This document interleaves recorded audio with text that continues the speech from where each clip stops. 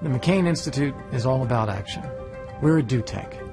And in the best American tradition of open inquiry, spirited discussion, and practical action, we've reintroduced the practice of holding structured, timed debates about the critical choices our country faces. We bring together seasoned experts and professional moderators, and we bring out different points of view to help inform you, the public, about the choices our country needs to make.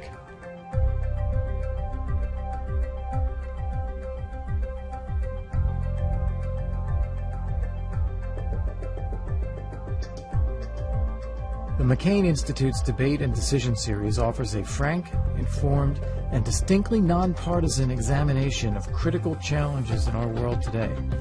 Our timely debates have tackled issues facing countries like Syria. The tragedy of Syria, it seems to me, is this. So much blood has flowed that it is impossible to imagine a negotiated transition now. Now, are we going to get a perfect outcome in Syria? Absolutely not. It'll be far from perfect. But the question that Leon and I keep asking you is, what is the outcome that we're going to get when we do nothing? Afghanistan. But there was a point at which the mission of this, like so many missions abroad, became state building, became human rights, many of them laudable goals. But in my view, using the Pentagon to achieve those objectives was when things went wrong. We may be weary of this war, but this war is not weary of us.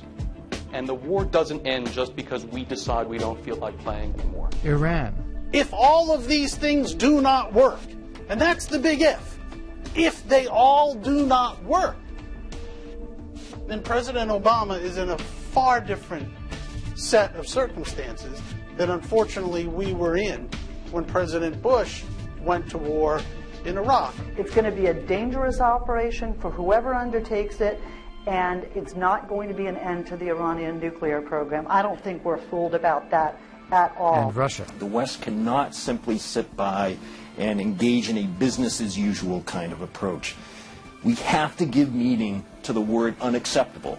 If we say Russian actions are unacceptable, what are we going to do so as not to accept it? I think we would all like to see Russia be a full-blooded democratic society that professed Western values. It isn't. It isn't going to get there for a long time. The question is, what can outsiders do that is positive and constructive in that process? The Debate and Decision Series offers the audience top-rate moderators who guide the debaters in discussion by asking probing questions and steering the debate into lively discourse. Is his Russia on the wrong side of history, a weak power that will eventually succumb to the greater forces of the 21st century, or is Putin making history? It's legitimate to use it to kill people who are an imminent threat to the United States. It's just that you want it more clearly defined. What would you prescribe as the best means of getting the outcome we want? The McCain Institute's Debate and Decision Series builds a deeper understanding in Washington, mutual respect, political civility, and decisive action. With our seasoned expert panels, we have tackled issues and serious U.S. foreign policy positions, such as the Iran nuclear deal. A regime that is capable of taking a stone in one hand and stoning a woman to death who has been already buried up to her waist should not be allowed to get anywhere near having the ability to take a nuclear weapon in its other hand and do likewise with its neighbors. Look at the way the Iranian regime handles internal politics. Look how they deal with each other, and look how they deal with foreigners. And then let them have some of their own medicine. Because I think once you do have a more representative government in Iran, which follows Iran's national interests, this antipathy toward America, the antipathy toward Israel, this nonsensical nuclear program don't make a lot of sense. It would be a terrible, terrible thing for Iran to get nuclear weapons, and we should go to great lengths to stop them, including use of military force. Drone usage in warfare. So drones create the risk that you will expand this war to anywhere you feel like getting some guy that you think is a bad guy or that you've been telling people is a bad guy, but you're not willing to risk your own troops. You're not willing to engage in an armed conflict there. We've made a determination that this individual, based on what he or she has done, is on a list. That person needs to go away. What is available for us to go accomplish that task? That's where I am right now in the debate. Boom. Drones are a weapon that can be, if used properly, a very humane weapon, a very precise weapon, a weapon that can do things that other weapons cannot. What would we think if the Russians did it? If the Russians are indiscriminately bombing civilians, it's very different than where we are purposely not trying to harm civilians and we're purposely going after a legitimate enemy. With a genuine dialogue among decision makers and experts from different political stances, we hope to bridge the ideas and theories with a policy outcome that will resolve the big questions of the day that are stuck in a status quo. This is a very timely discussion tonight. This is a very timely debate. And more importantly, we are looking forward to interaction from everyone in a thoughtful and kind manner. The debate and discussion that you are about to observe is exactly what's going to happen on the floor of the United States Senate and in the House of Representatives. This is an issue that needs to be decided by the President and the Congress. And it's a serious one. And that is, it got a lot to do with how the United States uses its power and under what circumstances. Our debates are free and open to the public. You can watch them live, you can watch them on our website, McCaininstitute.org, and you can sign up to receive our Decision Notes event recap. You can see all of our debates on our YouTube channel. Our goal was to create a safe, open environment for spirited debate over the choices our country needs to make. We hope you can join us for our next debate here in Washington, D.C.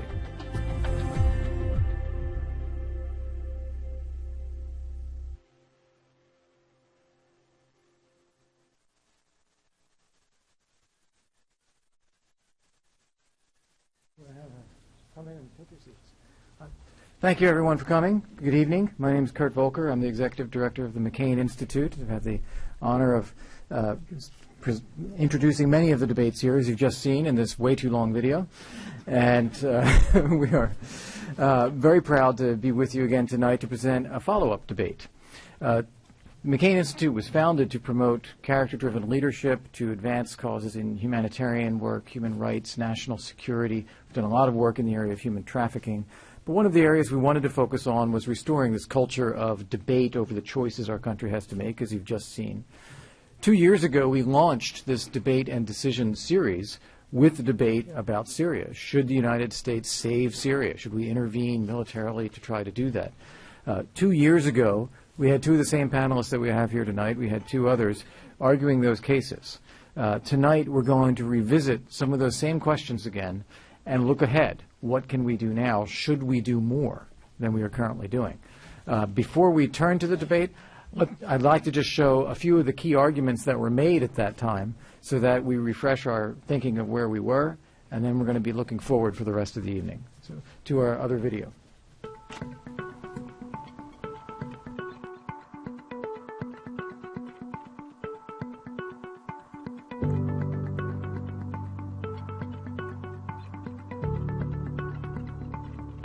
I think it's very fitting that the first discussion in this institute be concerning the issue of Syria.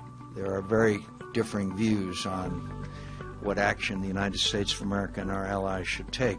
Now, the Syrian people have called for more U.S. help. The region is looking for more American leadership. And in the United States, there is a robust debate on whether the U.S. can and should save Syria. The question here tonight is, can America save Syria? Only the Syrians can save Syria. America cannot nation build in the Middle East and should not get in the middle of a sectarian and ethnic war. We've tried to do that twice in the Middle East and it's ended in tears. Let me stipulate, first of all, Leon and I both stipulate that the United States cannot do everything everywhere. We cannot involve ourselves, unfortunately, even when there are humanitarian crises. The question really is, does Syria rise to the level that does require our attention? Our assertion is that it is. It's not a question of saving Syria. It's not a question of should we or could we. The truth is, even if we could, we shouldn't, because the expenditure of resources that we would need to put into this enterprise would far exceed, in my judgment, our capacity to actually succeed. We don't want to own another Arab country.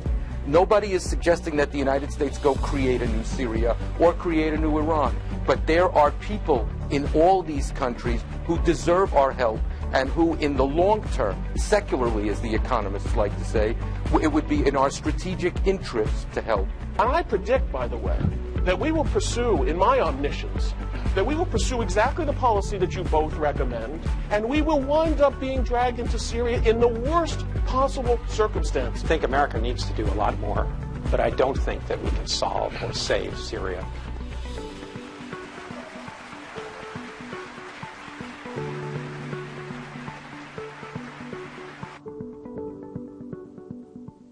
And there we are, dragged into Syria in the worst possible circumstances. I want to just make a few housekeeping announcements first. Feel free to tweet, to use your cell phones for that, but put them on vibrate. Let's not have them ringing, but do have them on vibrate. Do use social media. Do comment on this. The hashtag for this debate is MIDebateSyria, and we'll be starting up a dialogue on that in parallel with the discussion here. I want to thank many of the people I see in the room, the former debaters of ours. I see a couple of ambassadors. I see some of the Syrian American community, some professors. It's some former colleagues from the State Department. It's great to have all of you here. And we are honored tonight to have, for the third time, one of the best moderators that we've seen do this sort of thing, Elise, Labott, who is now the Global Affairs Correspondent at CNN. She will introduce the debaters, and we hope to have a very lively discussion. Thank you.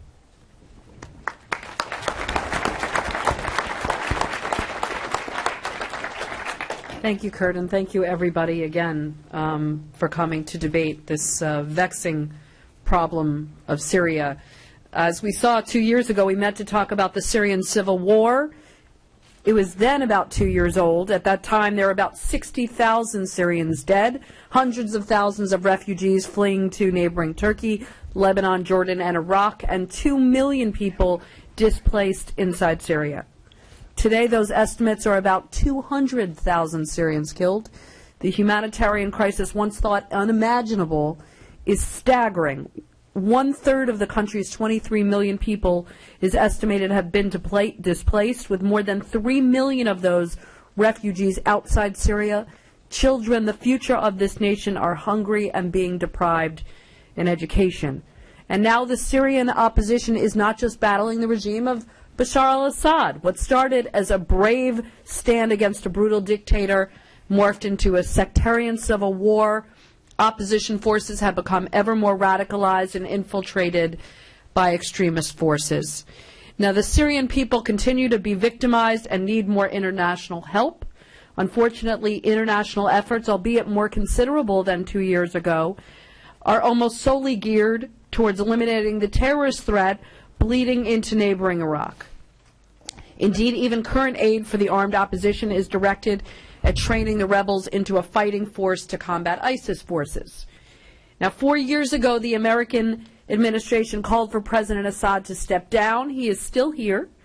Should regime change still govern U.S. policy, or is eliminating the extremist threat more important than curbing the bloodshed of Assad's forces? What more can and should be done to help the opposition? And how does the campaign for ISIS fit in? Is enough being done to defeat ISIS? And indeed, can ISIS be defeated without stopping the Syrian civil war? Now, these are some of the topics we'll address today, and we're guaranteed to have a lively discussion once again. I think you know the four gentlemen before you could not be more qualified to debate this issue. Each of them have written extensively on Syria, and I rely on them for thoughtful analysis in my own work on this complex issue. Joshua Landis is the director of the Center for Middle East Studies and associate professor at the University of Oklahoma.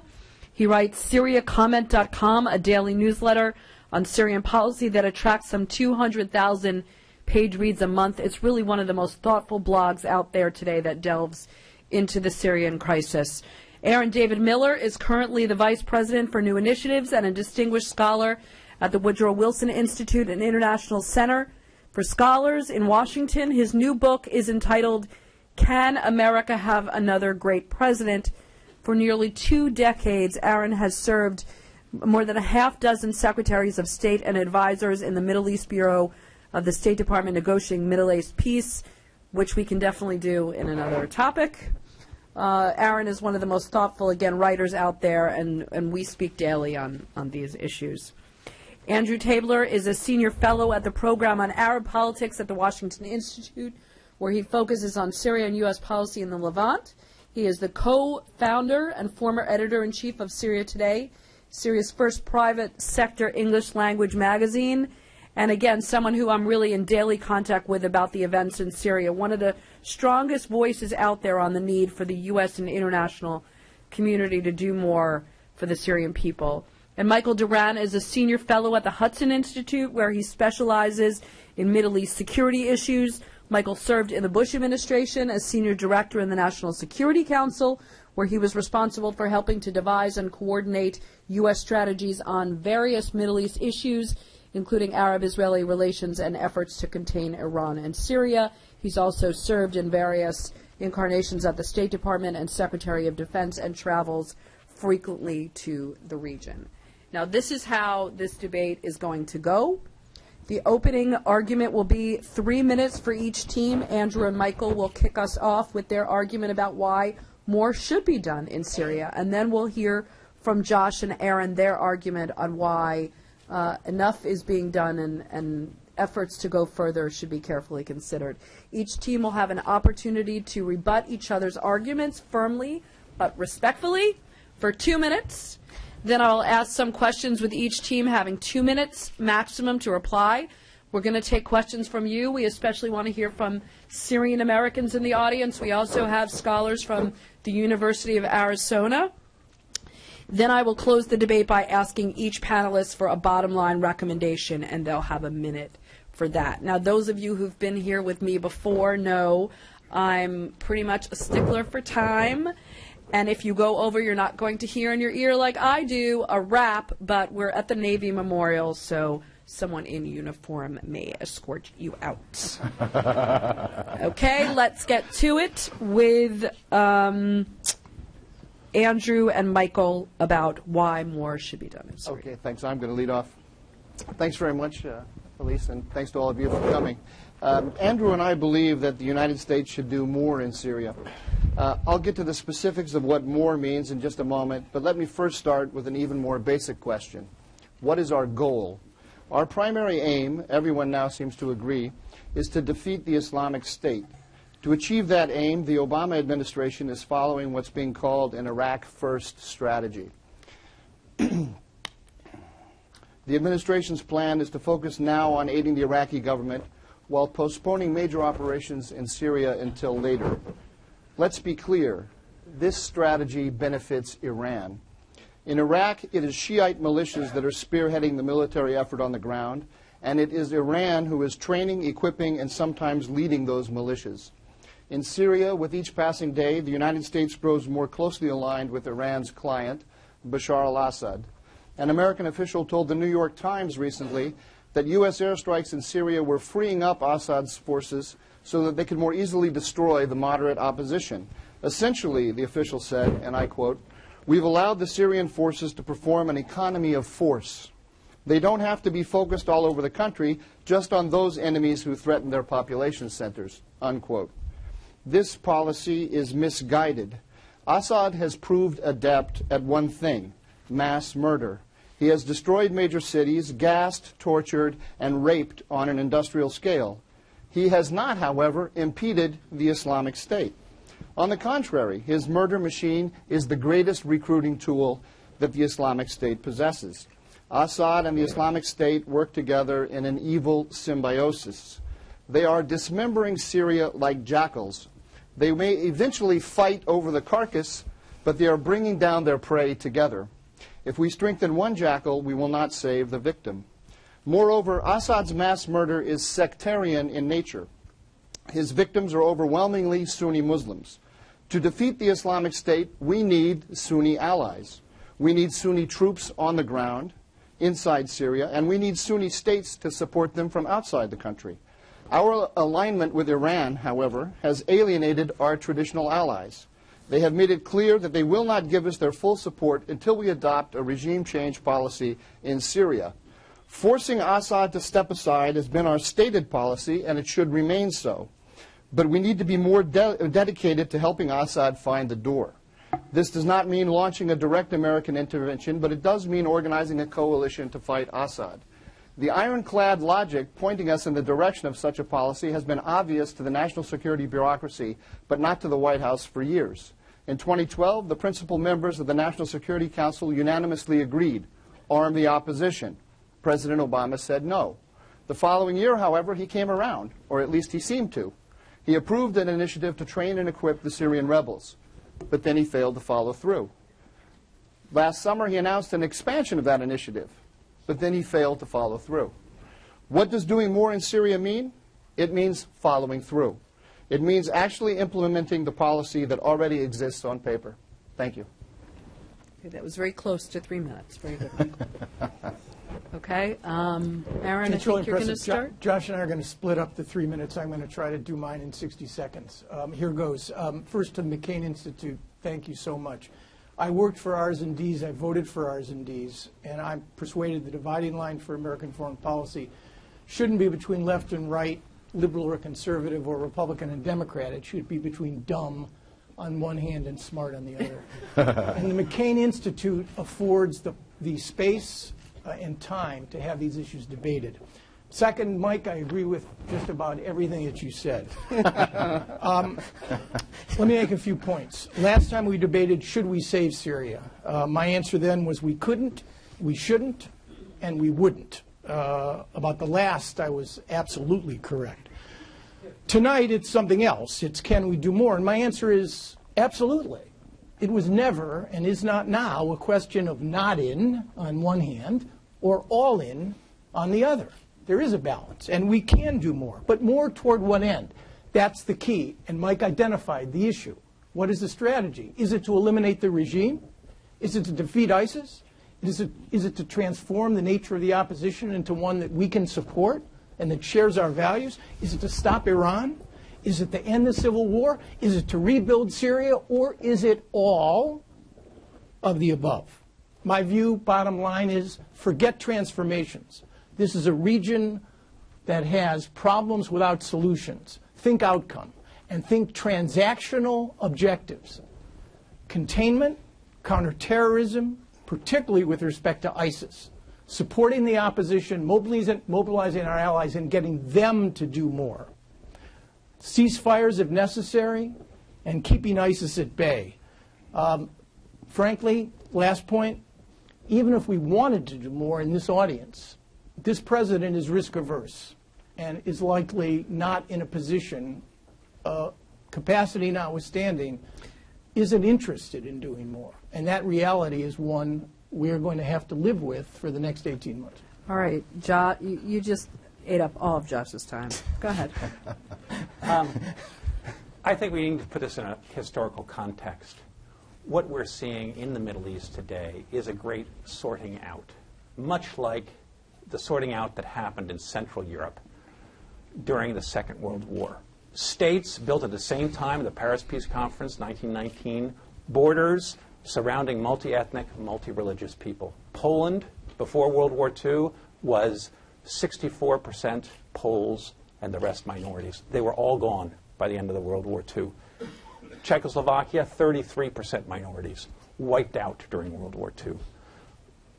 Homogeneous states, nation states, in the nation-building process were created through terrible bloodletting, ethnic cleansing, and war. We've seen it in Yugoslavia most recently, and now it's going on in Ukraine to finish up this Central European sorting out.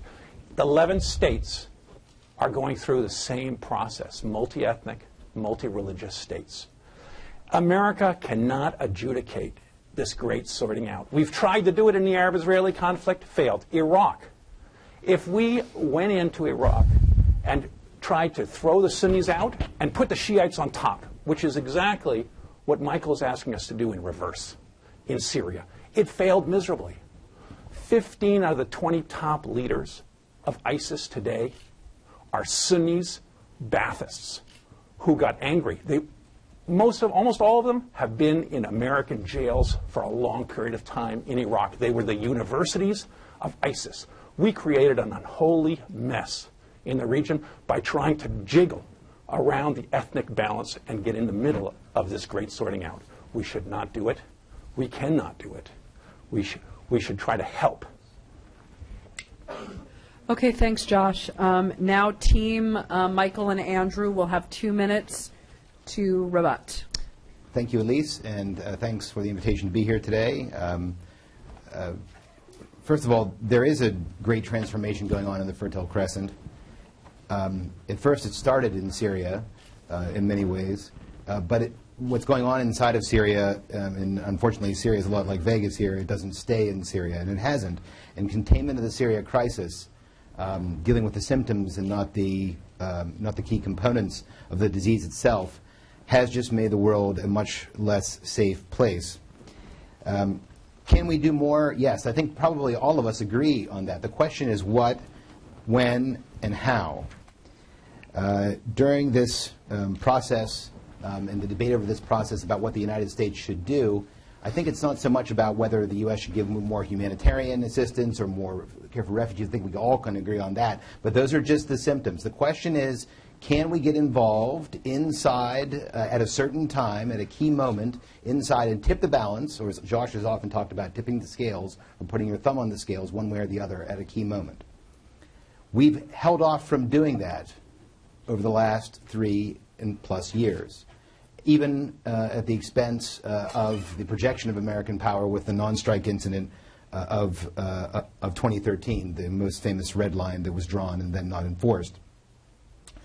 And the idea with not putting your thumb on the scale was very simple, and that is that by not getting involved, by not intervening, by not probing at that key moment, that somehow we wouldn't own it, that if we didn't do anything, we wouldn't own it. But I think the attacks, not only that we see in France, but also the beheadings of a number of friends of mine and common friends here in the audience, show us that even if we stood by and did nothing, we still own it. We might own it a little bit less, but we still own it. And the threats that are coming out of what has become the Islamic State and its evil symbiosis fighting the Iranian forces inside of Syria and Iraq, we're going to be generating more terrorism than I think we've ever seen. And to leave it up to law enforcement only is a grave mistake. In order to head off putting boots on the ground in Syria, taking over those areas controlled by ISIS where the Assad regime cannot and will not go anytime soon, we need to act now in an assertive fashion by supporting the opposition and supporting the overall effort against ISIS. Thank you very much. Okay. Let's go to Josh. Are you going to? Okay, I'm going to take the rebuttal. Today, ISIS owns 1/3 of all Syria. Nusra owns another 10% perhaps, but it dominates almost all the other militias.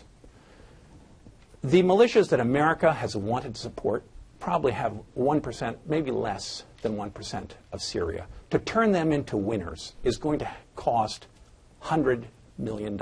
It's not $3 million. If America is not willing to spend this kind of money, it shouldn't get into the fight. Today, the United States cannot transform that landscape. ISIS and Nusra dominate the Syrian scene. If we try to take out the Assad regime, who is going to take Damascus? It's going to be Nusra and ISIS. That's why the United States has refused Turkey's and Saudi Arabia's request for us to attack Assad at the same time as we attack ISIS. If Damascus were to fall and the major population centers, they would be wiped clean of minorities. The Islamic Front, Zahran al-Lush, has called for the impurities and Najas and the filthy Shiites to be cleaned out of greater Syria. Al-Qaeda and ISIS, we know where they stand. If we get into the middle of this ethnic fight and we take down the Assad regime, and it is a brutal, horrible regime, there is going to be major ethnic cleansing. There are 3 million Alawites. There are 10%, 8% Christians, Druze. They will be wiped out. America does not want to get into the middle of it. Sure, Sunnis are being killed today in great numbers.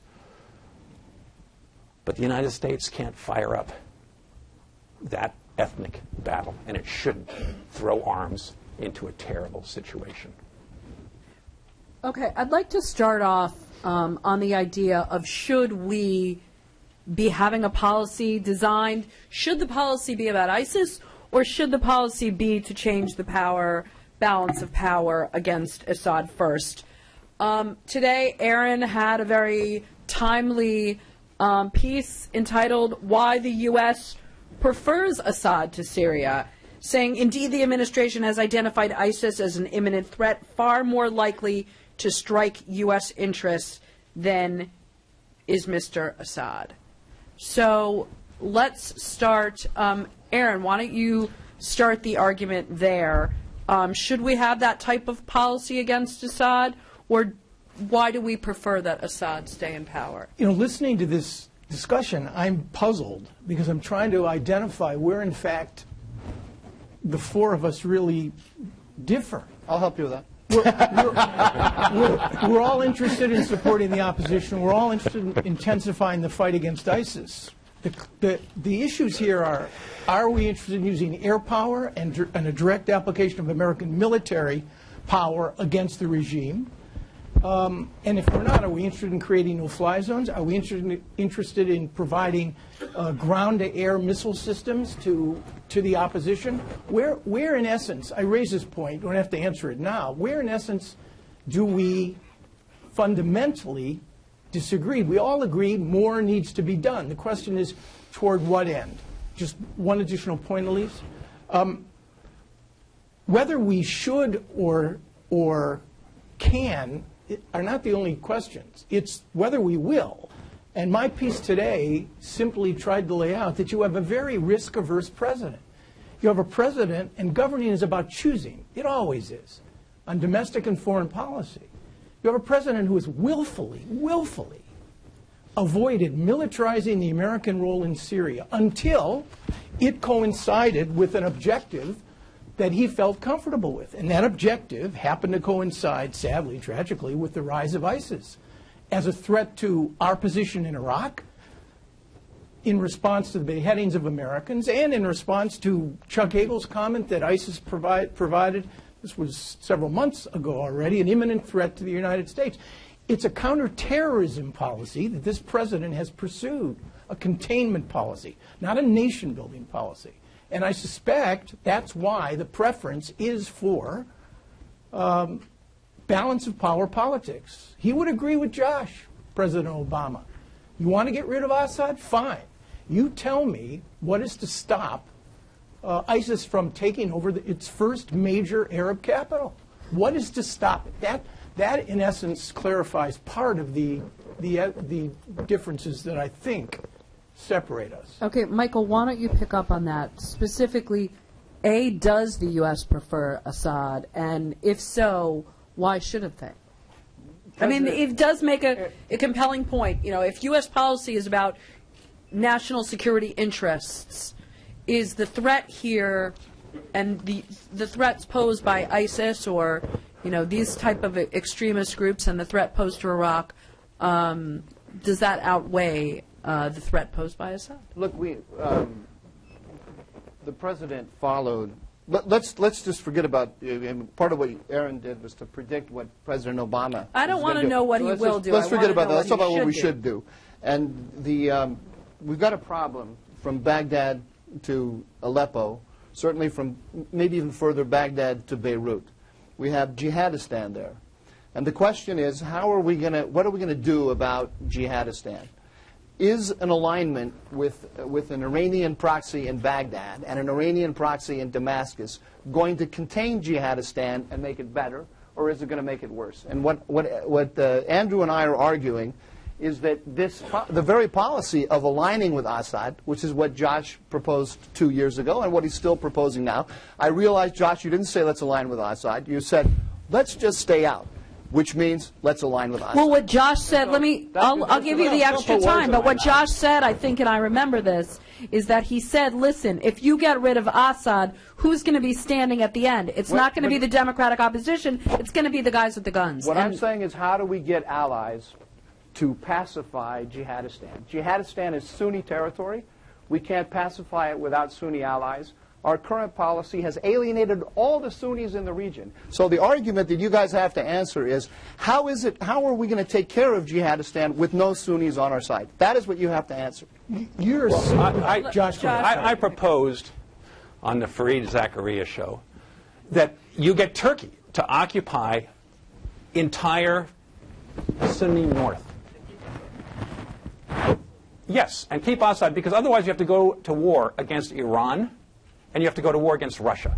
And Are they really, though? Are they really in the tank for Assad, or is it the regime that they want? Well, it's all at one. I mean, Is Assad, it? yes, Is it? it is one. Assad and the regime are one. The regime is about loyalty to the man. If you take the man off the top of the regime, all those Alawite generals believe they can run the country better than Assad. They just can't figure out how to get there. They will all fight each other, and they will become as dysfunctional and inner fighting as the Sunnis have become. What's your answer to Jihadistan? That's the question. Turkey has to occupy the whole place, take weapons away. Well, they won't do it. They won't do it. They won't do it, and America won't do it. Guys, back in your corners. Let me... Okay, but the point is that nobody's going to occupy that territory. Let's get into the allies in a minute. What I want to continue on this idea of Assad and the balance of power. And Andrew, let's talk more about building up the Syrian opposition. Sure. Is there a Syrian opposition that could even govern Syria? Can Syria even survive as a state? There are right now? Organized elements of the opposition. Are they organized into something that could take over the Syrian state and assume its treaty obligations? No. I think to answer a lot of these questions, we need to get to Aaron's piece and look at the fact in terms of the arming of the opposition, to get to your question. Why did a man who's so reticent, the great extractor you called him in the last debate, I think. Extricator. The extricator. Right. Extractor in chief. Sorry, I was reading under duress. Extricator. He decided that, he finally decided that he was going to not just train and equip the rebels, which we've been doing covertly for a few years, but have a Title X program, an official program by the U.S. government, $500 million, which is not the largest program in the world, but still, why did he finally decide to do that? Because the dynamic had changed inside of Syria, and this is the reason why it's no longer just ISIS versus Assad, although I can understand why Aaron would look at it in his piece that way, the two great enemies of the United States inside of one country, but because the regime is crippled. In the old days, we would simply switch back to dealing with the Assads. That's what we always do. I've written about this quite a bit in my book, and you can see it over time. We confronted the Assad regime, isolated it, pressured it, and then sometimes we constructively engaged it. And that was the policy that fell apart at the beginning of the uprisings. The fact is that the regime is crippled, financially, militarily, and politically. Militarily, we can see how much of the country it controls. Josh wrote in his piece recently at the end of the year, a very comprehensive piece, that the regime is not going to be able to go and retake those areas of Syria that are currently held by ISIS. Financially, of course, in very bad shape due to a variety of factors, and politically bankrupt. There's no way that the Assad regime is going to be able to reform. It has not been able to reform when things were good. It's not going to be able to reform when things now are very bad. The Syrian regime doesn't control all of its own doesn't control its territory as it did in the past. So therefore, we need a more nuanced strategy, one that deals with the fact that Syria is divided and will remain divided for the foreseeable future. And the reason why we need to arm the opposition now is because we need them to build up a coherent force with a political structure that will be able to take over those Sunni-dominated areas of Syria, from which is controlled by ISIS and Jabhat al-Nusra now.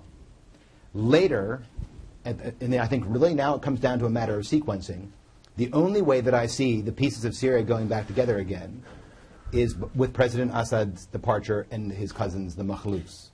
Aaron, is the real, is the attacks on ISIS enough to get rid of Assad, or is it helping him stay in power, or is getting rid of Assad actually necessary to defeat ISIS? I mean, I come back to this stunning reality that just pervades my entire view of this region. It's in the process of a fundamental transformation. But do you need Assad to go to transform?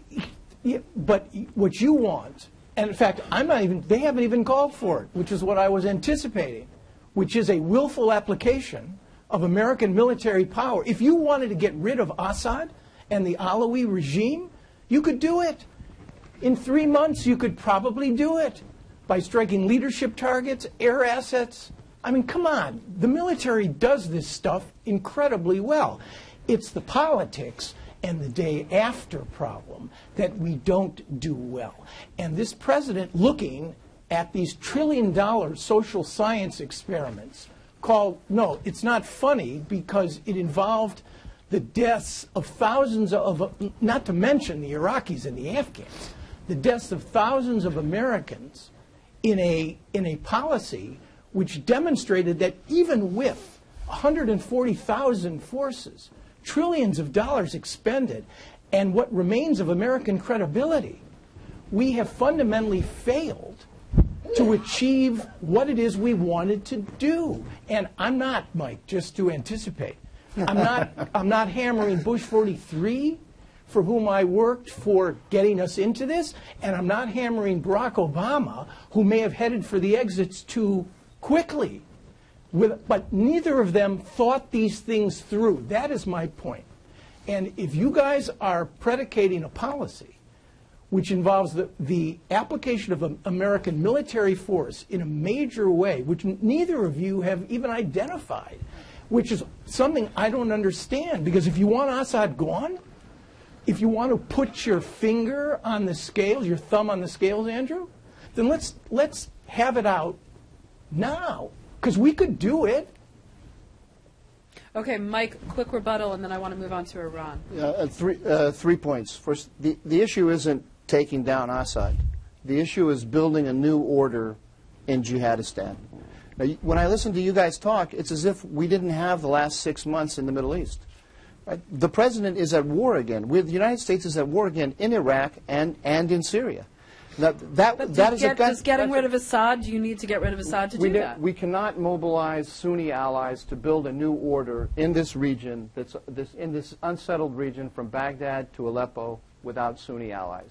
We can't, as long as we're in an alignment with Iran, we have no allies for doing this. Your policy of stepping back is one that gives us only the unilateral military option. That's it. If we want others on the ground to do our work for us, to shoulder some of the burdens and to look after our interests on the ground, then we have to take into consideration their worldview, their consideration, their interests, and we have to align our policy with their interests. I want allies. I don't want multi-trillion-dollar invasions, unilateral invasions by the United States. I want allies. The allies that Barack Obama has chosen, the allies that you guys are saying we should choose without admitting the choice, are Iran and Assad. The do-nothing policy is an Iran benefits policy, right? And it won't work. It simply will not work. Right. Just consider one other point. This president has another priority. Forget about him. No. But this is the point. He's got nothing to do with this. You look to analyze regional realities without considering Washington realities. In 2 years there's going to be a new reality. We're laying the basis for the new reality right here. Until it is conclusively demonstrated that and you'll love this one, that the P5+1 and Iran cannot reach an agreement on the nuclear issue, this president is not going to fundamentally challenge the Iranians in Syria. Let me just jump in on this very quickly. I really want to move on to more of the Iran issue. Your argument is that we have to hurt Iran and help the Saudis. We have to balance. Those are both very sectarian powers. We cannot choose one over the other. We have to balance them. Let me ask you, is the real fight here with Iran and not ISIS? Should we more be moving towards weakening Iran's reach in the Middle East, or can we even choose between these fights? There are Shiites and Sunnis fighting each other in Bahrain, in Yemen, all over the place. We cannot pick sides in this ethnic battle. You picked help the Sunnis kill the Shiites. No, I didn't. You did. You can't look. Listen to me. Let me finish. There's no such thing as the neutral choice. The neutral choice doesn't exist. Let me finish.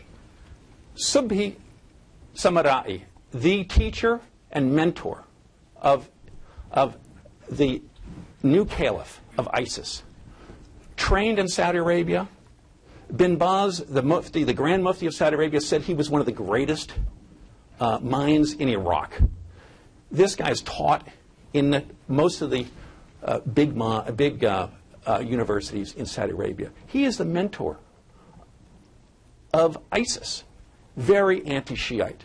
he sort of spearheaded the whole notion of the Rawafid and how they're terrible, the Shiites. You are trying to marshal up a power that's spreading this anti-Shiite stuff and say, go at them. We're going to give you guns, go You kill say them. we're taking sides in this. We don't want it. We want a balance. These are two very sectarian parties. You cannot be anti-Iran or pro-Saudi Arabia. You have to balance the two. There are Shiites and Sunnis living in the Middle East. You can't just wipe one out. Quick, Michael, do you want to quickly? You can't just wipe one out. The policy of doing nothing led to the dislocation of 50%, nearly 50% of the population of Syria, which is Sunni Muslim. I'm talking about restoring a balance. I'm talking about like in Iraq. I'm talking about working with the power that brokered the Taif Accord in Lebanon, right? Saudi Arabia. Yeah, but listen. The Saudis. Elise, whose side are you on? I'm an equal opportunity offender. You put your thumb on the. I'm an equal opportunity offender here. Let's be honest. The Saudis and why do the Sunnis? I remember Candy Crowley and President Obama in the debate with Romney. Why do the Sunnis want the U.S.? They want to use the U.S. as a proxy against Iran, though. It's not only about altruism for the Syrian people here. No, sure, yeah, no. Look, so should we let them use us again and to get into a war with Iran? No, it doesn't mean they're using us, right? We know what their intentions are, and we know what the Assad regime wants. The Assad regime wants us to say, stay out, go away, leave it alone, don't get in this sectarian mess, which is a pro-Shiite position. Josh is pretending that there's some kind of neutral position where we can be white. In a world of colors. We can't. We can't. We have to decide what our interests are. We have to look at the powers that are at play, and we have to fashion a course that will allow us to secure our interests. What I'm saying is that our interest is to destroy the Islamic State. Can't be done without Sunni allies, and doing nothing, which is what we did for the last 2 years, didn't work. When the president turned around and ISIS took Mosul, that was the moment when your policy proposal failed, right? We need a new strategy. Andrew, let's restart the clock. Can we deal with Syria without dealing with the whole issues of Iraq, the Kurds, Turkey and Iran and the Lebanon, like all of these multitude of issues? I mean, is it really just about Syria and the civil war, or do we need to be thinking bigger here? No, we have to think beyond that, because Syria has not been about Syria for a couple of years. It's very clear. One of my colleagues here in the audience here tracks jihadis. We can see already how the different pieces have been moving around the region. Hassan Nasrallah's dramatic speech concerning Qusair and Hezbollah's intervention inside of Syria against another Arab country led to a huge spike in jihadis coming into the country. And then with the attack on Mosul, the withdrawal of Iraqi militias back to Iraq to defend those areas led to regime losses in Syria. And here's where it all comes together. Assad's comeback in Syria has been heavily supported by the Islamic Republic of Iran. It's undeniable. Now, what it means strategically, where you want to go with it, that's another debate. But it is undeniable the level of IRGC involvement, their training of the National Defense Forces, who now make up the lion's share of deaths of those killed inside of Syria who are armed on the regime side. Plus the deployment of Hezbollah in unprecedented numbers. At the moment, we have units sieging Aleppo, a huge Sunni city, with Shia from Uzbekistan, Afghanistan, from throughout the region. Now this would all make sense, right? This seems like a great coin strategy, and we've done lots of coin, right? Not successfully. Not necessarily successfully, right? But what about when the numbers are really heavily skewed against you? We're not talking about a balance here. Syria is not 50% Shia and 50% Sunni. Okay, it's 75% Sunni. Okay, 16% Shia, and then we have other. And this is where it gets to the heart of your question. So, in a way, it's very easy to understand. It seems very safe to give Assad a free pass, allow him to carry out these activities. But in a way, it not only kills more and more Syrians, it makes the situation much worse, But this crisis draws in more jihadis and then sets off this regional conflagration, the one that we're trying to deal with. And we're not going to be able to deal with it until we deal with the heart of that crisis. And it's there where we need to understand that we're not balancing Sunnis and Shia here, right? Iran intervened inside of Syria long ago. It is undeniable. The problem we have is Sunni society has responded. We need Sunni states and our allies to respond. And the only way we can do that in the areas controlled by ISIS is to train and equip the moderate members of the Syrian opposition and to introduce them back inside of Syria in the short term, eventually leading to a political settlement in Syria, hopefully, that would see the departure of the Assad regime. How you get there, getting to Aaron's points, could involve military force. Aaron, do you want Could to involve? I mean, again, I'm looking for honesty and clarity here, and I don't. This entire debate isn't producing it. I mean, you want Assad gone, and your road to do that is to empower, make this coalition of the unwilling, the semi-interested, the disabled, into a coalition of the willing. You're relying on states that are that inherently have their own interests and their own narrow agendas, including the Turks and the Saudis, who would love nothing more than to drag us in to an open-ended military confrontation with the regime, and in the process have us own Syria. And frankly, I don't think that is in our national interest. But touch upon the Iran. I'd like you to touch, because you've written a lot about this. I want to talk about Iran and ISIS. Can you choose between these fights? Are you fighting both? Or is the real fight here with Iran and not ISIS? I'll say it again. Governing, every president confronts this. Governing is about choosing. This president has identified a nuclear agreement with Iran as a critically important piece. Is that more important than the jihadist threat, though? Well, no. He's doing, I would argue, Barack Obama is basically pursuing two rather discrete lines of policy. One is doing counterterrorism against ISIS. Maybe it's not effective. And a second is pursuing a negotiated solution. I'm not sure he's going to get there. But with the Iranians on the nuclear issue. What he is not doing is embracing the course that Michael and Andrew want him to embrace. I mean, I'd like everyone to weigh in on this point, but, you know, these are two separate and distinct policies. You don't want to talk really with Iran about ISIS because you really want their acquiescence on a nuclear deal. That could come. Look, I'm not pushing this point, but it could come. Ask him to clarify, if I understood you correctly. Are you saying that President Obama is carrying out for all intents and purposes, a pro-Iran policy in Syria, so as to woo Iran on the nuclear deal? Is that what I understand? No. So how did you understand I just want to understand you. I'm not trying to make an argument. I want to understand how you understand the cross currents between the two. There are three pieces here. How does he understand the cross currents? The extricator-in-chief, who's willfully avoided militarizing the American role in Syria, basically started to militarize it, not in response to the sufferings of the Syrian people, not in response to Assad's atrocities, but in response to the fact that ISIS emerged to threaten American equities in Iraq, and it started beheading Americans. And you had Chuck Hagel and the chairman of the Joint Chiefs, not more than 2 months ago, talk about ISIS as the new imminent threat to the homeland. That piece is what energized this president on the issue of militarizing. Now, he hasn't done it the way you guys want him to do it, but he's militarized our role in Syria.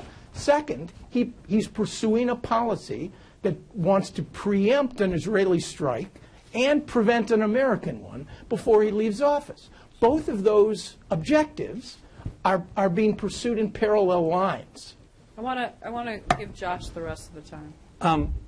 First of all, we're not pursuing a pro-Iran policy. We've got crushing sanctions on Assad regime. We have given almost $3 billion to the Syrian opposition, training them and equipping them to kill Assad regime people. We are sanctioning Iran. We are against Iran. We are not with Iran. I don't understand where that comes from. Secondly, who are we going to arm amongst the Syrians? opposition. Everybody's been saying we should arm the Syrian opposition. Andrew wrote a long article in Foreign Affairs about a year and a half ago saying Aghidi is our man, because people said, name one person you can arm. The problem is the Syrian opposition has been so fragmented and so in little pieces that there isn't a way to get them together. Clinton cut her teeth on trying to get the Friends of Syria and get them to unite. We failed. We could not do it. And Aghidi, who Andrew said we should give him, we'd given him all of our non-lethal aid. We should give him our lethal aid. He was the head guy in Aleppo under the Supreme Military Command, Idris. Aghidi had been on tons of YouTubes saying America is really against the Muslims when he was recruiting other money from other Muslims. These were published on the internet, and he said America's against the Sunnis, and they're in alliance, a secret alliance with the Shiites, with Iran, Hezbollah, and then he said, and even Assad. Why are there no Shiites in Guantanamo, he said. Why are there no Shiite militias on the terrorist list? And he went down a list of complaints to say that America was trying to kill Sunni Muslims and was secretly in alliance. And this is the person that Andrew advocated, making our point man for receiving the lethal aid. Okay. We have not found the people that we want to support. And the CIA has been trying to find them.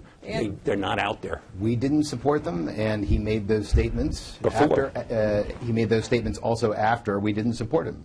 It is a very complicated. What Josh is partially he makes correct. a good point, though, that like there is no alternative. It's true, because people in the Middle East, just like us, we respond to consistency. If we are interested in achieving a plan, we outline a plan, we stake it out, we have to follow through on that plan. And we didn't. And we didn't concerning the non-strike incident of 2013. That was enormously damaging. Chemical weapons. Exactly. And so in that environment, what happened is, and as you can all see, jihadists filled the vacuum.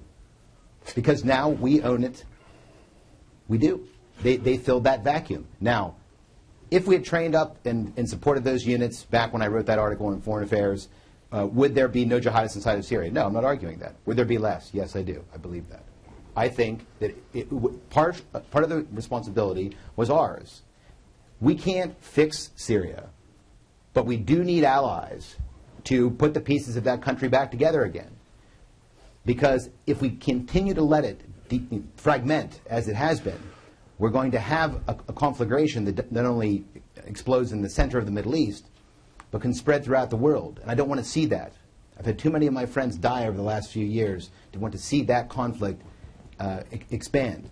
And the notion that, look, first of all, I think it's terrible, and I don't want any minorities to be killed, but the number of Sunnis that have been slaughtered throughout Syria, and again, this wouldn't be a problem, but Syria is 75% Sunni. That's a huge political problem. The Middle East, the core of the Middle East plus Turkey, is roughly the same demographics as Syria. Right? Syria is a microcosm for the region. We have a Sunni problem, ladies and gentlemen. They're the majority in the region, and they're mad as hell. It's not because our forces are just from the Arabian Peninsula. And it's not just because we support Israel. They're mad about those things, too. They're really mad because we stood by and did little or nothing in the face of horrific slaughter. And now they're going to make us pay. All right, I'm going to ask one more question touching upon that, and then I'd like to open, we have a good half hour for audience questions. Josh, why don't you talk about this, because you write, very in-depth about Syria. I think we've lost really sight of the moral component here. Has the U.S. has the international community in the fight against ISIS, in this campaign against what Michael calls jihadistan, completely forgotten that 200,000 Syrians have been killed, 3 million refugees? I mean, this really just seems to be about cold, hard, national security calculations, and the Syrian people are suffering. They are suffering. And they were suffering in Iraq before we went in and destroyed the Iraqi regime, and many more people suffered. You can make things worse. How can it be really much worse it than can be it is tons right worse. now? It can be a lot worse than it is now. And it's going to get worse, unfortunately. And America, to arm up these fragmented militias, is not going to make the place better. everybody argues that if we had just moved quickly, Syria would have been better. That is a false notion. We moved quickly in Iraq. We destroyed the Iraqi state and Saddam's army before the opposition had to shoot a shot. And what happened? Within 2 years, al-Qaeda was crawling all over the country. And it's expanded into Syria. Look at Libya. We wiped out Gaddafi like that.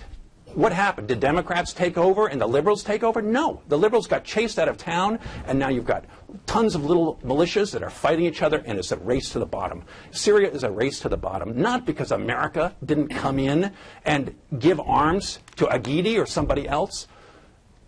It's because the Syrians don't have a national cohesion. And unfortunately, the militias are organized on a town-by-town basis, a clan-by-clan basis, and they're all fighting each other for power. And America could not have given them that cohesion. They're going to have to find it themselves. All right, you guys, let's reset the clock. You guys figure it out. Michael, you might want to say something. I think I should take a minute, 50 seconds, and you 10. Is that? Sure. Go ahead, take a minute. I'll take a minute.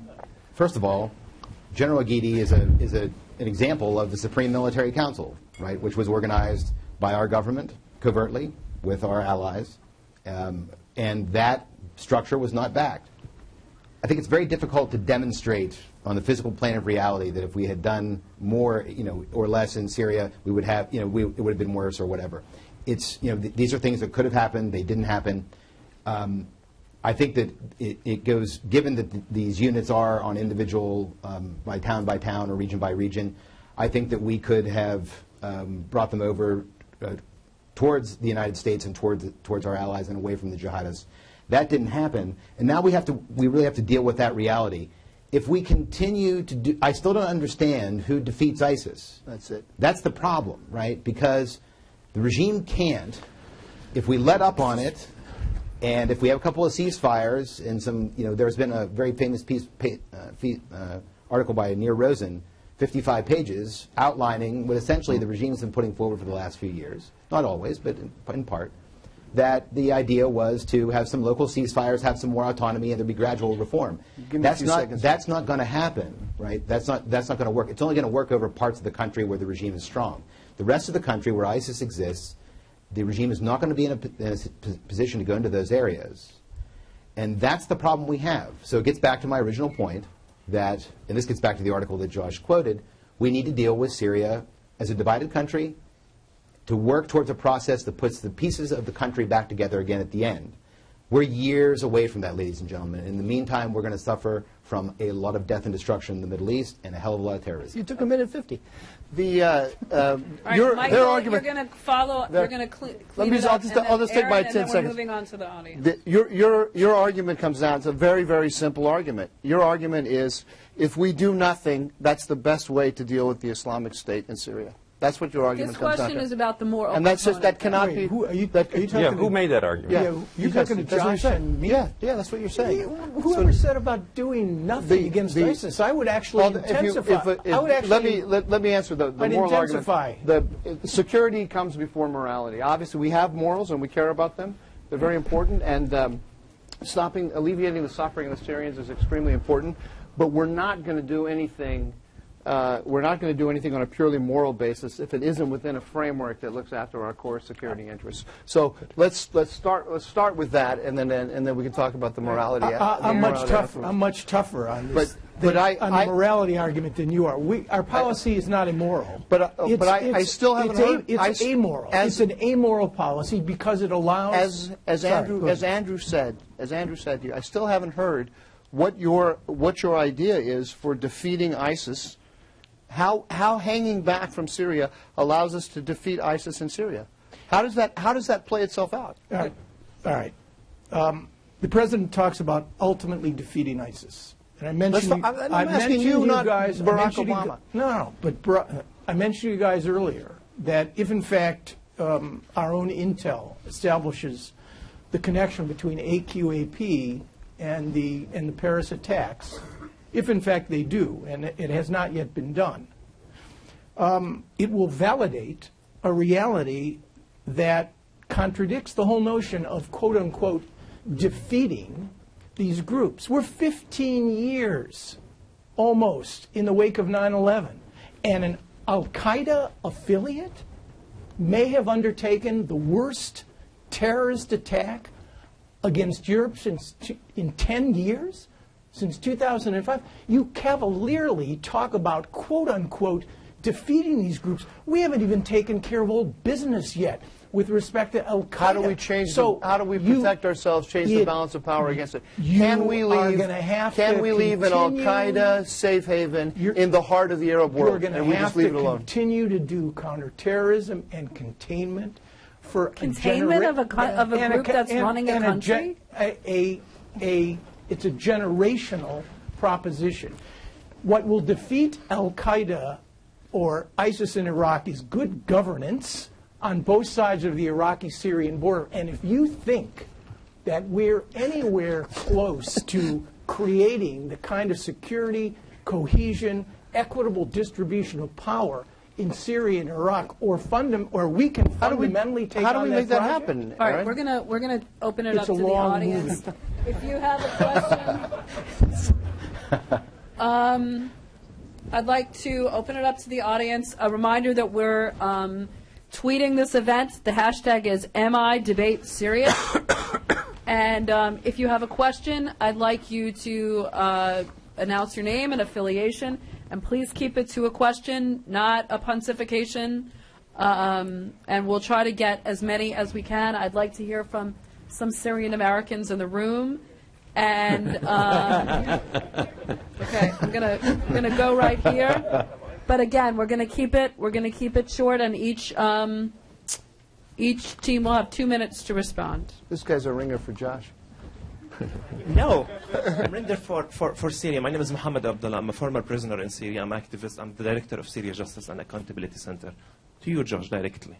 You wanted to split Syria. The southern Syria is Sunni-dominant state. Again, you get Idlib, Hama, Homs, Damascus suburb, Quneitra, and Damascus.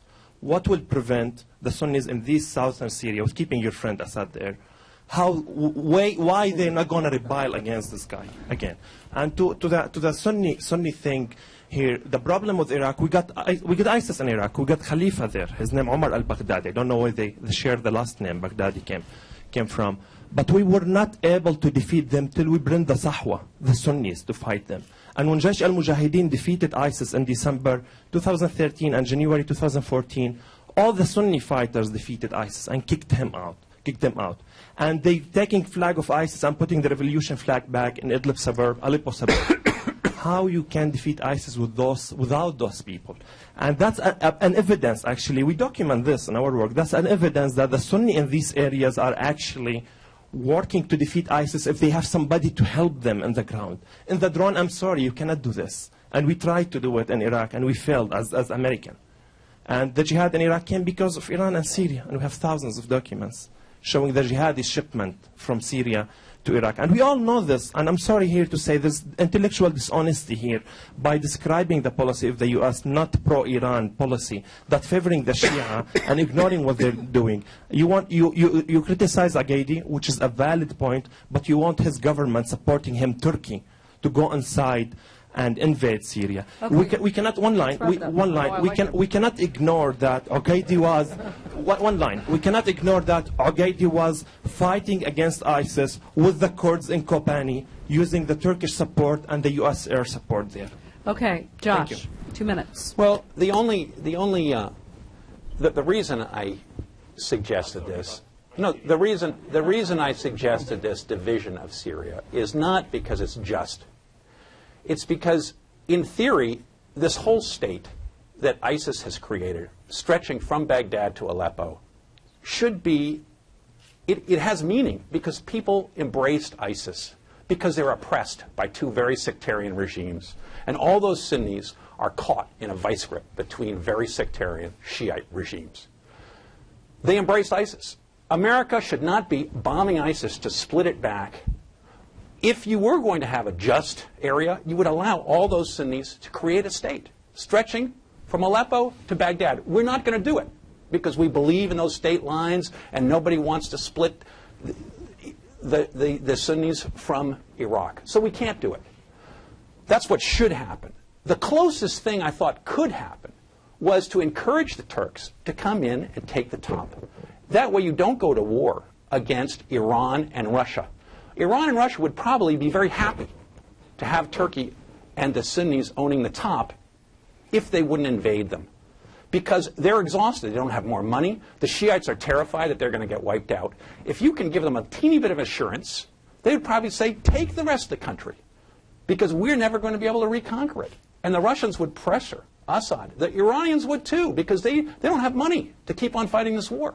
So it would give everybody something. It wouldn't give them enough, and there wouldn't be complete justice. But it was a way to stop the killing. Turkey is never going to go in and invade Syria, because Syria is 90% below the poverty line. It's got no money. The education system is broken. Everything in Syria is broken. Nobody wants to go in there. Nobody's going to spend a dime on Syria. And that's the terrible truth, is that no one is going to fix Syria because they're not stupid. It's expensive. And the Syrians are not unified. So they're going to be stuck inside that country at civil war until they compose their own differences. And that's the terrible reality, and we can pontificate about it, but that's what's going to happen. Okay, thanks, Josh. Andrew, do you want to respond? No. I'm trying to think. That was a long question and a long response. Why get Maliki out? And we cannot understand. All right. We got to move on. Let's move to the next question. Mike, I agreed. Quickly? No, that's fine. We'll go to another question. I agreed with the gentleman. I thought he was Okay, going to be we're working going to go for to this woman right here. And then we're going to go right here. Okay, thank you everyone for such an interesting debate. I'm Ola. I'm a Syrian activist, and I'm a political refugee in the U.S. because of this regime. I work currently at the Washington Institute. My question is actually to Mr. Landis. You mentioned that, going quickly, the U.S. government going quickly into the region, meaning we can't do that or we can't afford that anymore. And you're actually referencing to boots on the ground. Today, I have always been against arming the rebels or moving towards having boots on the ground, because I know that this is going to be causing more bloodshed. But is anybody talking about a no-fly zone? And is anybody considering that we waited so long here in the U.S. to respond to the Syrian crisis? Also, another point, is anybody talking about the Alawite division in the community? Sorry, but Assad is not having a full support within his own community. And I wrote about this in Foreign Affairs as well. The Alawite community is very divided right now, and this guy is standing alone. Okay, so this Alawite is a very crucial community issue divided. actually to Okay, consider thank and you. to talk about. Thank you very much. The Alawite community is divided. There's no doubt about it. People are sick and tired of this war. Over 40,000 Alawite soldiers have been killed, and many other. They would love to stop. They don't know how to stop. And I think that's because the major powers, Sunni powers on the ground, they don't trust them to stop, because they believe they're going to be wiped out. Now that may be false, and they may have just a wrong notion. But unfortunately, they support Assad, not because they love him, but because they're terrified of the enemy. They believe that if they turn against Assad, they're going to get wiped out. They may be wrong, but unfortunately, that's where we are in Syria. And without some kind of safety, this is why you'd need an international community to occupy Syria and take the arms away. Just arming up one side is not going to stop the bloodshed. I know you do. Michael, do you want to respond? No, that's fine. That's fine. Andrew? No, it's okay. Okay. My name is Mohammed Ghanem. I'm a Director of Government Relations with the Syrian American Council. I'm also a former professor at the University of Damascus, lived there for 28 years. I have a question for Josh. So you said that the FSA controls about less than 1% or about 1% of Syria. That's actually factually inaccurate, because the largest rebel coalition is in the south.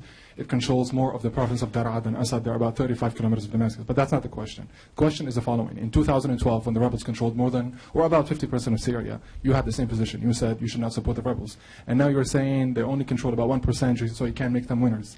Your position when the rebels controlled more than 50%, mainstream rebels, more than 50% of Syria, mainly the north and the east, is the same as it is now. And I think that advocating a hands-off approach to Syria led to ISIS capturing eastern Syria, crossing the border into Mosul, and that led to a mass exodus of Christians. They painted all their houses with Noon. That means Nasara or Christians. So the let's do nothing about Syria actually led to this crisis we've had. So the question is, don't you think that advocating, doing the same thing again and again, advocating the same thing again and again is, although now we've seen the results, is sort of like, doing the same thing over and over again, expecting different results is the definition of insanity? Thanks. America destroyed the Iraqi regime, and it destroyed the Libyan regime. And we got chaos, and we got what we have in Syria today. That's the insane, is trying to do this again, is destroy the Syrian regime and expect the Syrians to compose their differences and to stop fighting. I don't think they will. I think that America should not assist in that effort. Already, 2 years ago, when the Islamic Front was formed, and is your mainstream rebel, the leaders of the Islamic Front called for ethnically cleansing all the Shiites from Syria. That's why I didn't want to arm them, because... That was late 2003. Okay. No, but that's not... His speeches, already in 2012, he went on Lebanese TV and said, I don't believe in democracy. Zahran Alouche, I don't believe in democracy. It's a ruse by the West for the strong to... Who released him from prison? Mohammed. And who released Baghdadi from prison? I mean, it's the same. Who released all ISIS from prison? Americans. Yes, Assad released him from prison. It's true. And who asked for him to be released from prison? You, the human rights workers, asked for him because he was illegal. He was a political prisoner. No, I'm not being dishonest. Dishonest, with all the respect, Joe. From week first in the revolution, I remember what I wrote to you on Facebook. You wrote a bad article in the second week called Deeply Sectarian, still hanging in your blog. In the second week. And you wrote to Time magazine saying Assad was shocked at the level of the brutality of his intelligence. That's your article in Time magazine. If we have accountability, you guys, the intellectuals, should hold accountable for I said it was deeply sectarian. It was going to become deeply sectarian. Everybody said, oh, don't say that. It's not going to not true. Let's keep it respectful, okay, and civil. Okay? It has become deeply sectarian. Okay. It has become, not in the second. Okay, we're going to keep it respectful and civil, and we all appreciate each other's opinions, and we appreciate yours, certainly, okay? Thank you. Now, Michael. Josh keeps referring back to the Iraq War and the toppling of Saddam and saying we don't want to repeat that again. The issue of making regime change our policy is not to rush in and to go topple Assad. Aaron, you ask about what military, what kind of military force we want to use. The important thing is I think the first step is the conceptual step. It's the paradigm step. And understanding that what you guys are advocating is, in fact, a pro-Iranian, pro-Assad position, whether you call it that or not, and it will just lead to more of the same that we have seen. We have to have a regime change policy in the sense that we had a regime change policy against the Soviet Union for 40 years. Doesn't mean we rushed our military in to topple the Soviet Union. Regime change is the principle that we use in order to organize the forces that exist in that region and to put them and to direct them in ways that will be more beneficial to everybody in the region and to ourselves. We want to mobilize the energy, the resources, and the interests of the major powers around Syria, and we cannot do that so long as we are perceived as having a policy that is beneficial to Assad. We have to change that perception. Now, as far as what we do militarily, the president could decide to do. He could have regime change light. He could have regime change heavy. He could go in when I say heavy, he could go in with no-fly zones and a more muscular use of American force. Or he could go light. He could simply organize the coalition. He could organize the Syrian units. He could provide logistics and intelligence and so on. But the key first is the conceptual one, to understand that as long as we are in this alignment that we're in, the problem is going to get worse. You guys still haven't argued how your favored policy works to a more beneficial situation for the United States. I don't see it. I don't see more of the same as looking after our. This is what we're going to do. We're going to do 3 very quick questions. I'm going to take them all at once, and then we're going to give each team 2 minutes to respond, and then we're going to wrap it up with 1 minute. Who is it right here? Okay, we have a woman who has the microphone right here. No, it's. I'm sorry. I promise this woman right here. Sorry. This woman right here, raising her hand. I'm sorry. I'm sorry. And then we're going to go to this gentleman, and we're going to end on Farah Tassi, and we're going to keep it short, please, because we're really running tight. Me first? Yes. Thank you so much. My name is Lee Tucker. I work with the Syria Justice and Accountability Center. My question is to all of the panelists. I am surprised, actually, that this conversation about should the U.S. do more has so far only focused on the use of military force, especially with the 2 new initiatives that are right now circling around in current events for other types of pressure to change the situation. So my question is, we can look back in the past and say that depending on the information you have access to, the U.S. either sat idly by or played a circuitous game, allowing all of the neighboring countries involved in this conflict meddle in the Syrian crisis, creating the conditions for ISIS and for the atrocities that we've seen over the past several years. So my question is military force the only tool in our toolbox that we could be using? Can and should the U.S. be doing other things to change the situation in Syria? That's a really good point. Thank you for raising that. Okay, very short. Rabin Pasha, Iraqi Kurdish American, and until recently with the U.S. government. And I want to build upon that and ask you a brief and blasphemous question is, how do we, and taking a step back to ISIS and extremists, how do we beat them at their own game? And by that I mean, and let's face it, we figured out more or less how the Arab Spring component worked, and it has been successful in about 1.5 countries. And in Syria, it's not a very unique situation. You have extremists, you have a regime issue, you have extremists that are building on 2 components that are fighting us on very dirty, and they're gaining support from people: social services and propaganda. So the information and the social services is something that we have failed to address so far. And it's not just a humanitarian issue, it's a national security issue. And I would like to hear from you how we can actually get at them from the ground up, not just coming in from the military or policy component, but building or rather attacking the base based on the social services and information. Thank you. That's building on that point. Farah, really got to keep it short. Okay, thank you, Liz. The last to the best. Okay. Farah Hatasi, President of the National Syrian Women Association and political activist. I just would like to ask the audience, and because we hear this for the last 4 years, what is the alternative to Assad? Honestly, I think this is the biggest insult for 20 million Syrians inside Syria and 20 million Syrians outside Syria to say that there are no alternatives other than Assad and his thugs.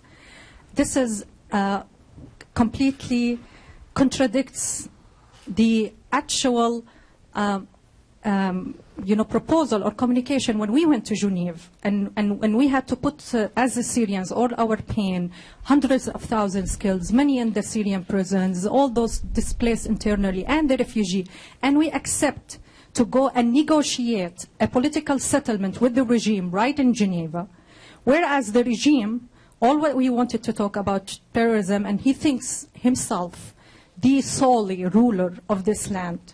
I'd like to ask you, Josh, if he passed away tomorrow by a natural disaster or a natural heart attack, do you think Syria will collapse? The alternative is a national Syrian unity, even with people within the regime right now. And the Syrian opposition and the Syrian freedom fighter and the Syrian rebels were open to negotiate a political settlement with the participation of people within the regime, within the system, within the state, who did not commit crimes against the Syrian people. So there is an alternative. Okay. It's not an excuse for this no policy to say that there is no alternative to Assad. Okay, thanks, Farah. Thank you.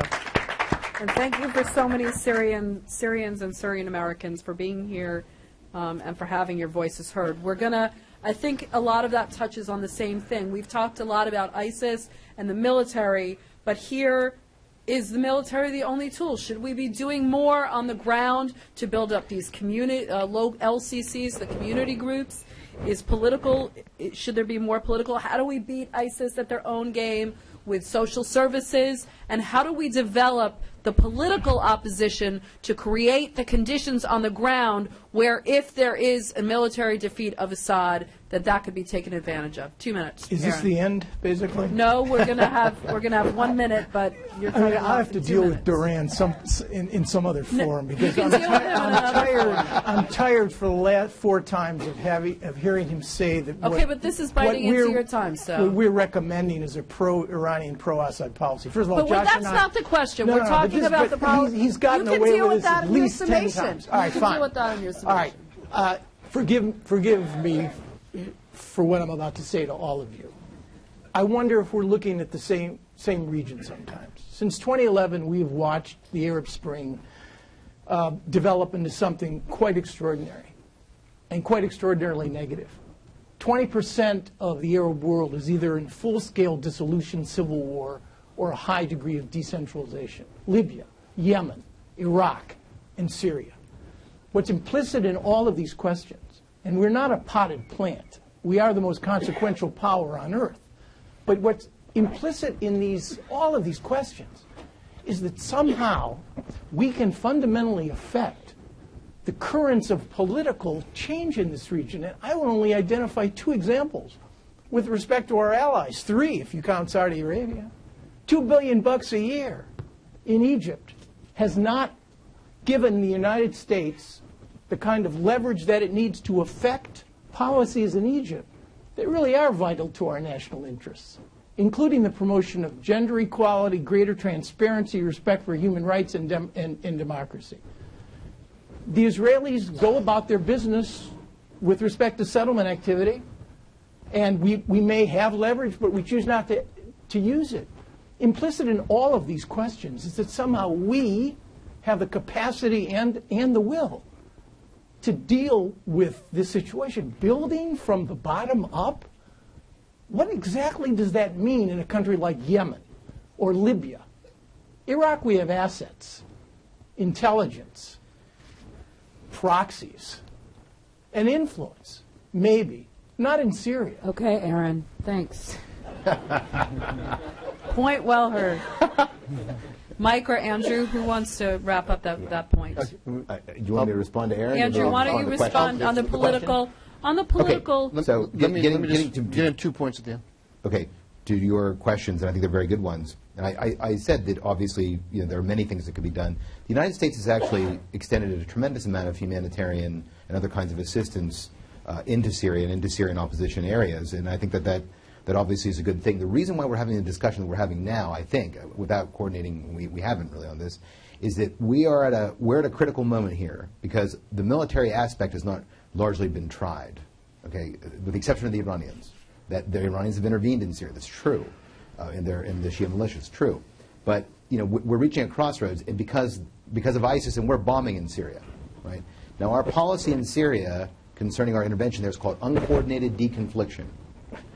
Okay, it means that we arrange everything with the Iraqis. Josh predicted this, by the way, a couple of months ago before it all broke out.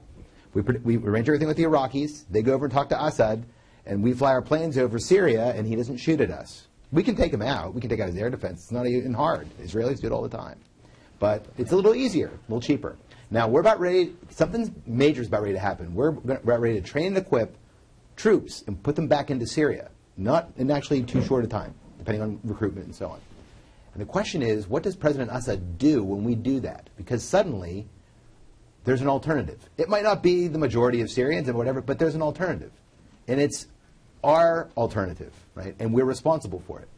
And what will happen at that point when those troops are introduced and they're attacked by the regime or ISIS? Will we defend those troops? Are we going to do that? And that's the way this is going to unfold. And at that point, the contradictions in this policy are going to become, fully visible to all of us.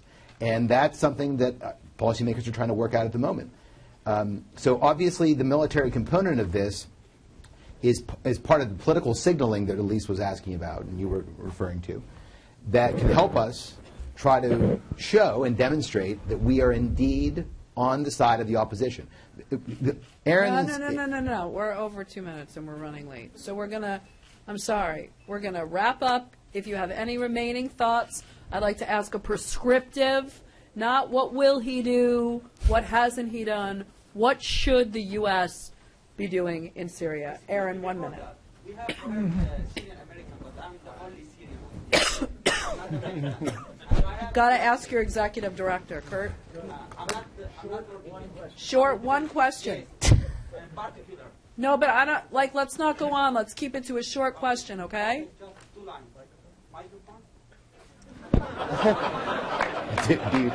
You don't need one. That you like. In 1950, Syrians elected Barsure, who is Christian, to be a prime minister of Syria. Would you come up with a new theory that tells us about the future of Syria after Assad? If someone like me, previous governmental employees for almost 8 years for the Syrian government, who worked for the Syrian government for almost 8 years, if someone like me tells you that there are more than 1,700,000 official governmental employees in Syria, more than all Alawis in Syria, would you come up with a new theory to speak about the future of Syria after Assad? That's my question. Okay, Josh. Let me respond to Farah Attassi's question. Well, and also respond to the gentleman here. Okay, well, I mean, it's both. I didn't understand his question. Basically what he's saying is that he is a former employer of the regime, yeah, and that himself, and there are plenty of Syrians who are ready to help build the country and make a future for the country, and that there is an alternative. So he's saying, assuming there is an alternative, what is your theory for the future? There are many capable Syrians. The trouble is that they have not unified. This regime coming out of the countryside and taking the Alawites and Druze and other country bumpkins who threw out Farah Attassi's parents and grandparents from power. The Attassis, many-time presidents of Syria. They were divided, and that was their Achilles heel. When the Sunni notables, who were very well educated, took over Syria after France left, they began to fight amongst themselves. And Qawatli, the president, a Damascene, would not let the Attassis have power. They all belonged to the Aleppo party in the north. And Qawatli called them traitors because they were pro-Iraqi. And he refused. He called the army into the streets to break their heads and put them in jail. That was Zaim, Hosni Zaim. He took over, and we've had military coups ever since. And that happened because the Sunni elite were bickering and fighting in the same way that they're doing today in the Syrian National Council and in many other militias. And America cannot force those people and find a unity when the Syrians can't find it themselves. If the Syrians and your grandfathers had unified, the Alawites and the other bumpkins would never have come to power. Okay.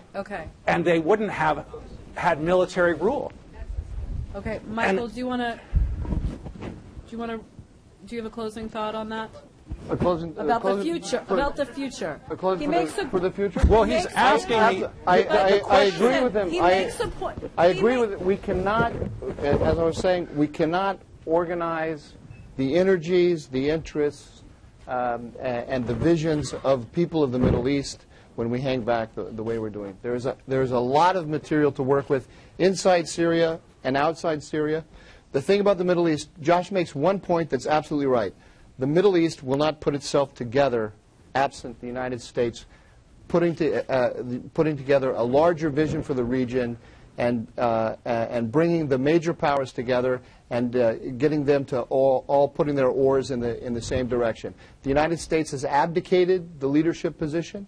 It doesn't have to be necessarily completely a military a military vision, but it starts with the military strategy. The political vision has to be built on top of that. And then there's an enormous amount of energies of people to work with. But we have hung back and we have let this thing just explode. Okay, Andrew, 1 minute. What should the U.S. be doing? Oh, okay. 4 steps. Step 1, accept Syria as a divided country in a failed state, akin to Saddam Hussein's regime in the 90s. Step 2, the goal should be not to strengthen the Assad regime at this point or let off the hook, but to weaken both Assad and the jihadists by encouraging fights between the two. If Assad wants to fight extremism and he brags about it all the time, we should let him, and in the process weaken him. Step 3, help the Syrian moderate opposition consolidate their lines of control. The train and equip program will be key to this and will continue to be key to it. 4, at the end, remove Assad from power via diplomacy and other means to support the opposition forces and hopefully eventually to put the pieces of Syria back together again. Regime change in Syria doesn't have to mean regime collapse. It could mean regime transformation of some type. But last but not least, in getting to Aaron's point, the biggest problem we have, I lived 15 years in the Middle East. I had a great time. People in the Middle East are wonderful. They're just like you and I and everyone else in the United States. They respond to consistency and honesty. When you say you're going to do something, you follow through and do it. If you don't intend on following through and do it, then don't lay down the red line in the first place. Okay. Because that undermines your credibility. That's for sure. Josh. Okay. He actually said he had to step aside. He said it 4 years ago. Josh, 1 minute. I don't think we have good partners in the Middle East. Saudi Arabia is not going to help fix Syria.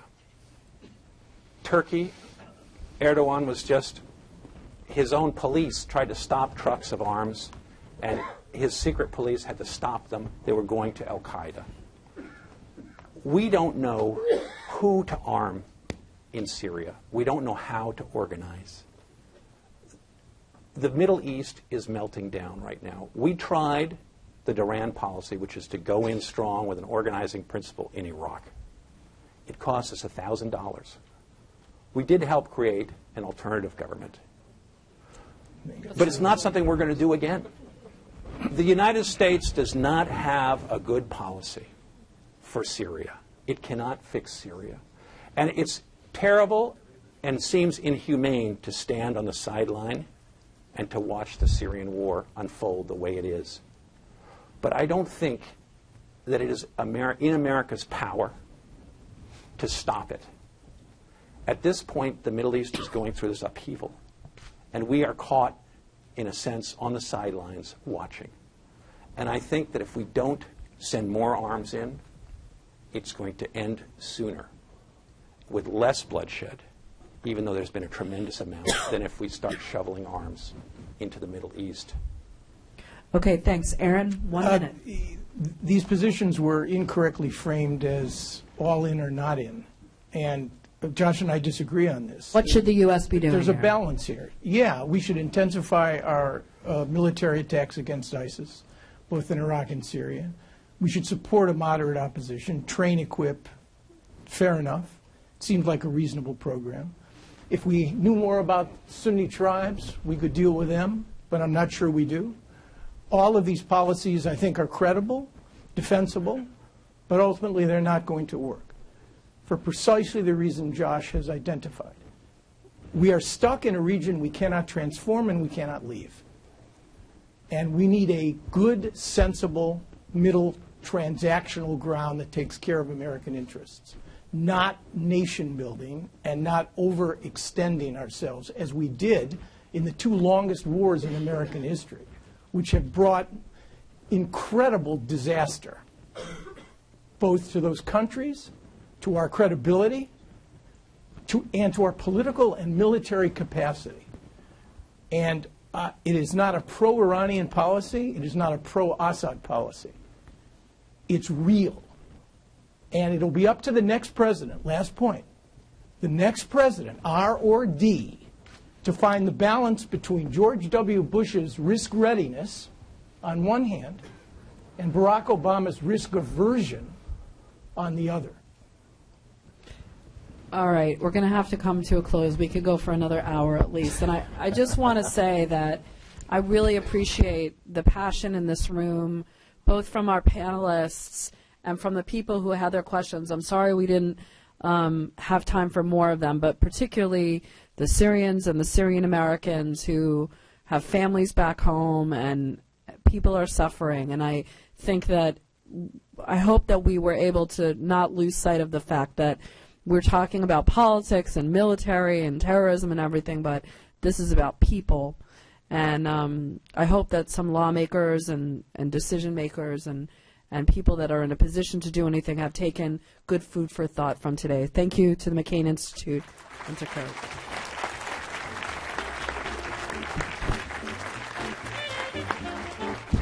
Let me say thank you very much to our fabulous moderator, Elise Labott.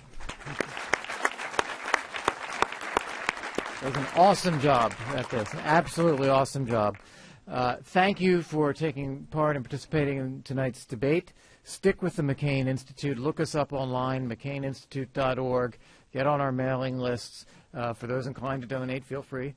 Our next debate will be on America's opening to Cuba. Did Cuba win? February 26th, here in this auditorium. Please mark your calendars. Please stick with us. Thank you very much for coming. Thank you.